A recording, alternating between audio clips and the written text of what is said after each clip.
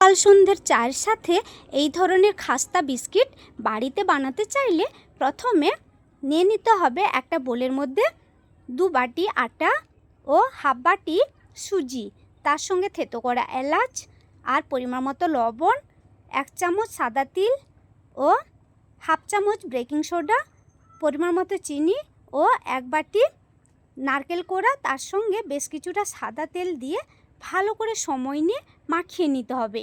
এরপর অল্প অল্প জল দিয়ে মাখিয়ে শক্ত মাপের একটা ডো রেডি করে নিতে হবে।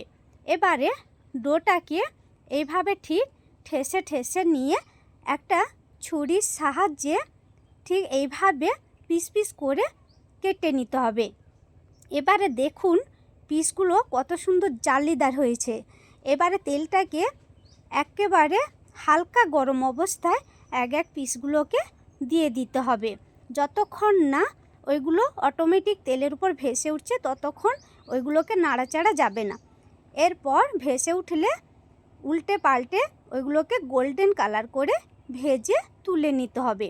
একইভাবে সবগুলোকে ভেজে তুলে নিলেই চায়ের সঙ্গে খাস্তা বিস্কিট রেডি।